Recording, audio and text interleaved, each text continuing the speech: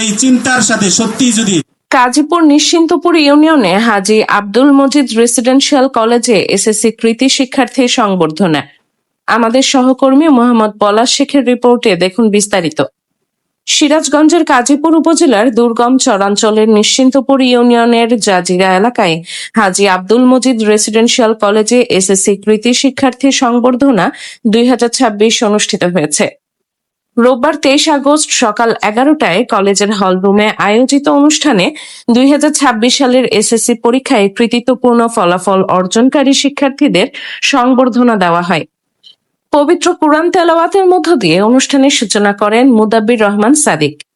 অনুষ্ঠানের সভাপতিত্ব করেন আলী আশরাফ দুদু।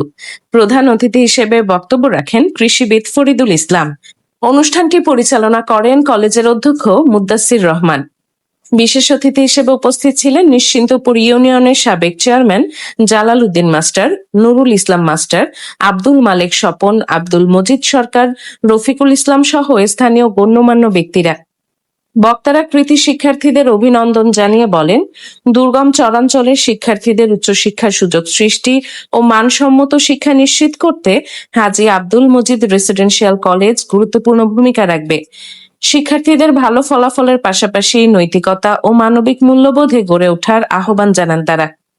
উল্লেখ্য, চরাঞ্চলের শিক্ষার্থীদের উচ্চশিক্ষার সুযোগ সম্প্রসারণের লক্ষ্যে প্রতিষ্ঠিত হচ্ছে হাজী আব্দুল মজিদ রেসিডেন্সিয়াল কলেজ। সম্প্রতি সিরাজগঞ্জ 1 আসনের সংসদ সদস্য মোহাম্মদ সেলিম রেজা কলেজটির ভিত্তিপ্রস্তর স্থাপন করেন। প্রতিষ্ঠানটি ঘিরে স্থানীয় শিক্ষার্থী ও অভিভাবকদের মধ্যে ব্যাপক উৎসাহ উদ্দীপনা সৃষ্টি হয়েছে।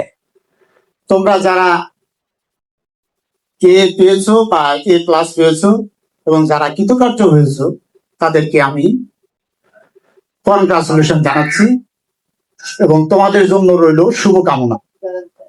দরকার হইল মানুষের জন্য কাজ করতে হবে এবং বিশেষ করে আমরা যারা চরাঞ্চলে থাকি, চরাঞ্চলে যারা বীরের লোক আমাদেরকে চৈরা বলে, এই চরাঞ্চলের লোকের মানুষের অধিকার একেবারেই নাই।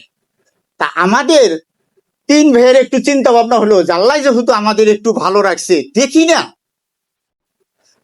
না আমরা একটু মানুষের জন্য কিছু করতে পারি কিনা। আমাদের মানুষের ভিতরে, আমাদের এই এলাকার মানুষের ভিতরে একটু সচেতনতা তৈরি করতে পারি না কি, যে দেখো রে ভাই, তোমার কিন্তু এত অধিকার আছে, তোমার কিন্তু কাজ করা দরকার। সেই বোধ থেকে আমরা এই কলেজ করার উদ্যোগ নিয়েছি। তাহলে কলেজ কেন? দেখো, SMP News 24 নিউজ ডেস্ক।